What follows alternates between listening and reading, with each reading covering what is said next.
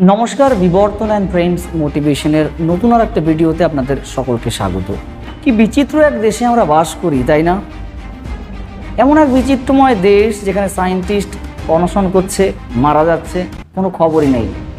এক অদ্ভুত বিচিত্রকর পরিস্থিতি। আমাদের দেশের একজন পরিবেশ বিজ্ঞানী ছিলেন যিনি মারা গেছেন শুধু গঙ্গাকে বাঁচিয়ে বিশুদ্ধতা বজায় রাখার জন্যে।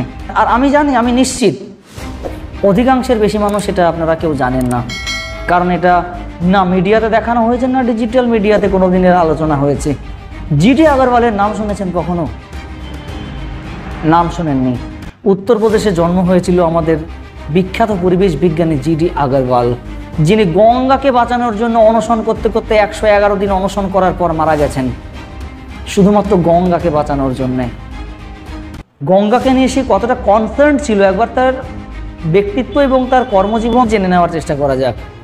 GD Agarwal civil engineering complete করেছিলেন ইউনিভার্সিটি অফ রুরকি, উত্তরপ্রদেশ, সেখান থেকে, যার বর্তমান নাম আইআইটি রুরকি, উত্তরপ্রদেশে। তারপর তিনি পিএইচডি করেছিলেন এনভায়রনমেন্টাল ইঞ্জিনিয়ারিং, কোথা থেকে? ইউনিভার্সিটি অফ ক্যালিফোর্নিয়া, সেখান থেকে তিনি পিএইচডি করেছিলেন। তিনি ফার্স্ট মেম্বার অফ সেক্রেটারি ছিলেন সেন্ট্রাল পলিউশন কন্ট্রোল বোর্ডের, মানে নিশ্চয়ই তার যোগ্যতা না থাকলে সেই জায়গায় তাকে সরকার থেকে বসানো হতো না। এবং বাই দ্য ওয়ে, এটা এই সরকারের জামানার কথা বলছি না, 1979 থেকে 1980 খ্রিস্টাব্দের এই এক বছর তিনি মেম্বার অফ সেক্রেটারি ছিলেন সেন্ট্রাল পলিউশন কন্ট্রোল বোর্ডের। তিনি হেড অফ দ্য ডিপার্টমেন্ট ছিলেন আইআইটি কানপুর এনভায়রনমেন্টাল ইঞ্জিনিয়ারিং ডিপার্টমেন্টের। এই মানুষটা 2009 সালে অনশন করেছিল 36 দিন। কি কারণে জানেন? লোহারিনাগপলা হাইড্রো প্রজেক্ট বন্ধ করার জন্য সরকার তার কথা শুনছিল না বলে, সরকার তার বোর্ডের কথা শুনছিল না বলে সেই সময়ে 36 দিন অনশন করেছিলেন। এবং 36 দিন অনশন করার পর তিনি প্রায় মৃত্যুমুখী হয়ে পড়েছিলেন, তাও তিনি অনশন ভাগেননি। শেষমেশ তার অনশনের কাছে, তার জেদের কাছে হার মেনে, আমাদের এই মহান বিজ্ঞানীর, মহান পরিবেশ বিজ্ঞানীর জেদের কাছে হার মেনে তৎকালীন কেন্দ্র সরকার সেই প্রজেক্ট লোহারিনাগপলা হাইড্রো প্রজেক্ট বাতিল করতে বাধ্য হয়েছিল, মানে নদীর উপরে তৈরি হওয়া কোনো প্রজেক্ট।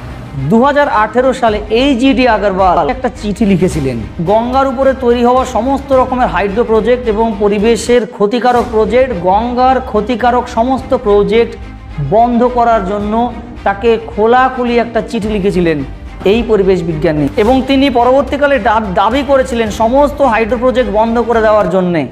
অলকানন্দা এবং মন্দাকিনী নদীর ওপরে যে কটা হাইড্রো প্রজেক্টের প্ল্যান স্যাংশন হয়েছিল কেন্দ্র সরকারের থেকে, সমস্ত প্রজেক্ট বন্ধ করার জন্য তিনি দাবি করেছিলেন প্রধানমন্ত্রী নরেন্দ্র মোদীর কাছে। কিন্তু দুর্ভাগ্যবশত তার কোনো দাবি পরবর্তীকালে শোনা হয়নি এবং সেটা নিয়ে মিডিয়াতে কোনো রকমের, মেইনস্ট্রিম মিডিয়াতে কোনো আলোচনা হয়নি, ডিজিটাল মিডিয়াতে কোনো আলোচনা হয়নি। মানুষের দৃষ্টির আবডালেই থেকে গেছে মহান পরিবেশ বিজ্ঞানী। আমরা এমন এক বিচিত্র দেশে বাস করি যেখানে বিজ্ঞানীরা অনশন করছে, বিজ্ঞানীরা অনশন করতে করতে মারা যাচ্ছে, তা নিয়ে আমাদের কোনো মাথা ব্যথা নেই। কিন্তু যে গঙ্গাকে আমরা এত পবিত্র মনে করি, সেই গঙ্গার জন্য আমরা কি করেছি একবার একটু চিন্তা করে দেখুন। আর সেই মানুষটা কি করে গেছে? তার সম্পূর্ণ জীবন সমর্পণ করে গেছে শুধু গঙ্গাকে বাঁচিয়ে রাখার জন্য, গঙ্গাকে বিশুদ্ধ করে রাখার জন্য।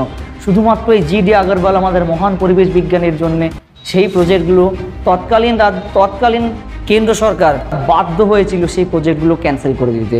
আর তার জন্য খানিকটা হলেও এখনও গঙ্গার জল তুলনামূলকভাবে কম দূষিত রয়েছে। বিদেশের কোনো দেশ হলে জানেন তো, এরকম বিজ্ঞানীর প্রতি অবিচার হলে, কোনো পরিবেশ বিজ্ঞানীর প্রতি বা কোনো শিক্ষিত ব্যক্তিত্ব বা কোনো এইরকম কোনো ধরনের বিজ্ঞানীর উপরে এইরকম অবিচার অনাচার হলে সে দেশে সরকার পাল্টে যেত। আর আমাদের এই বিচিত্র এক ভারতবর্ষ, এই বিচিত্র এক দেশে পরিণত হয়েছে যেখানে এই সমস্ত মানুষদের কোনো কথা কেউ শোনেই না, পাত্তাই দেয় না। কি অদ্ভুত এক বিচিত্র দেশে আমরা বাস করছি এই মুহূর্তে।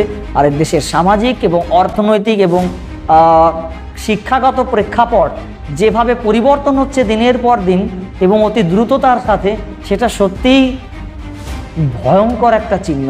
এবং সেটা আমাদের সামনে একটা ভয়ঙ্কর প্রশ্নচিহ্ন দাঁড় করিয়ে রেখে যায় যে আগামীতে আমাদের দেশের হাল এবং আমাদের দেশের পরিবেশ এবং আমাদের দেশের পরিস্থিতি কি হবে। খোলা হাওয়ায় আমরা শ্বাস নিতে পারবো তো?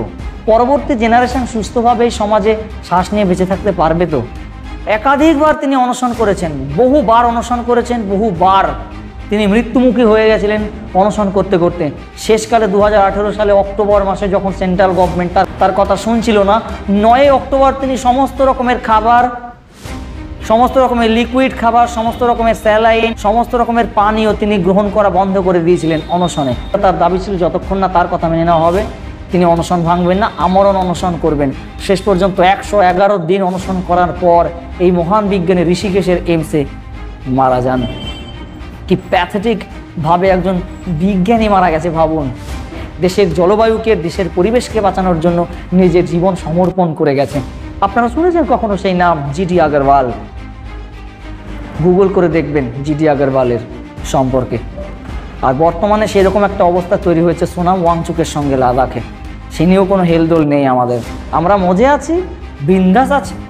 ভিডিওটা কেমন লাগলো? আরও দেশকে সতর্ক করার জন্য এই ভিডিওটা ভীষণ ভীষণ ভীষণ পরিমাণে শেয়ার করুন আপনাদের পরিচিতদের সঙ্গে। লাইক এবং কমেন্ট করতে ভুলবেন না, আর সাবস্ক্রাইব করে পাশে থাকুন।